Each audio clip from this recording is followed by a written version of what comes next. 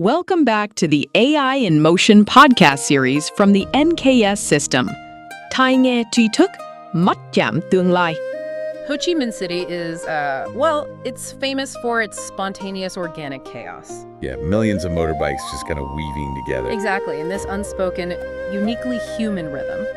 But by 2030, a massive new master plan wants to turn all that human chaos into like a perfectly predictable AI-run machine. Right, which is a huge shift. Welcome to today's deep dive into an August 2026 V-Economy article. It details HCMC's ambition to become a top 50 global smart city. And our focus today is really evaluating the real opportunities and the potential challenges for you, the citizen, when your city goes completely digital. Yeah, it's a total paradigm shift, honestly. We are talking about moving from pouring concrete to, laying down data pipelines. Okay, let's unpack this a bit. Sure. So if we connect this to the bigger picture, the most interesting part isn't even the tech itself. It's the claim that the whole system's being built explicitly around the resident. Hold on, though. Putting the resident at the center that's a classic PR line for literally any tech rollout. Oh, absolutely it is. Does this plan actually have teeth, or is it just fluff to make mass data collection sound, friendly? Well, there is actual substance here, surprisingly. It's about fundamentally transforming how urban services work. Instead of you having to navigate city bureaucracy, the city reacts to your environment in real time. Give me an example of that. Right, so imagine getting a push notification that your usual commute route is flooding from heavy rain. And the city system has already rerouted your bus to a completely dry street. Oh, wow. So it's happening before you even hit the flood. Exactly. That is the level of proactive convenience they were aiming for. A smart city sounds great in theory, but HCMC's infrastructure is, it's famously decentralized and constantly under construction. Yeah, to put it mildly. How do they actually bridge the gap without, unplugging the whole city for a massive software update? Well, they can't just flip the switch, obviously. So the strategy is to build a massive data infrastructure first, quietly in the background. By collecting data from what, exactly? From IoT sensors. So streetlights, traffic cameras, flood monitors.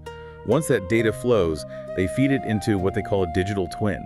I was looking at that in the rollout timeline. It sounds like they are building a virtual sim city of Ho Chi Minh City. That's a perfect way to describe it. So planners can use this digital sandbox to test out new traffic patterns or emergency responses virtually, seeing the ripple effects before they ever impact your actual real-world commute. Right, and they're moving fast. They want to test these AI and data infrastructures by 2027.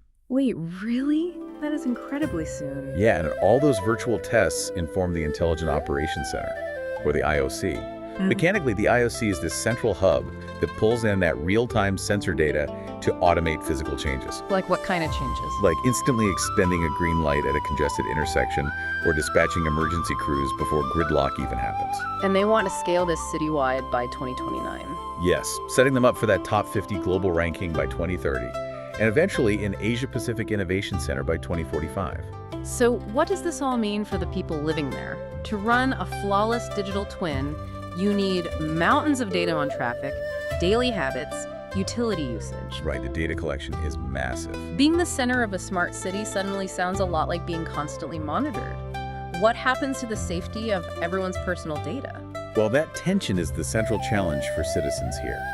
The master plan includes 9 guiding principles specifically to address this. Okay, but is it just a promise to be careful? No, it's more than that. Yeah. These principles mandate strict information security protocols, like heavy data anonymization, so the IOC can analyze crowd movements without identifying you individually. Okay, that's somewhat reassuring, but data privacy is only half the battle, right? Right. The other major hurdle they talk about is technological independence. Oh, so they are trying to avoid the Apple ecosystem trap. Exactly. Where a city gets entirely locked into one brand of smart software, and switching away means basically losing your whole operating system. Spot on. If a city relies entirely on a single private tech vendor, it just loses its leverage and its ability to adapt to new innovations. So how are they preventing that? The guiding principles mandate an open and flexible infrastructure. HCMC wants to integrate the best AI tools of 2030, but also leave the door open for whatever startups invent in 2045. Without having to rebuild the digital city from scratch every single time. Exactly. The technology is really just a tool. Right.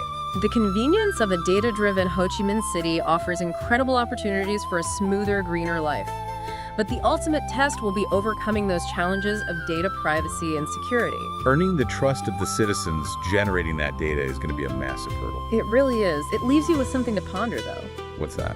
Well, if a city can perfectly simulate and predict your daily life using AI and digital twins to optimize everything, how might that perfect efficiency change the organic, spontaneous culture that makes living in a bustling city so uniquely human?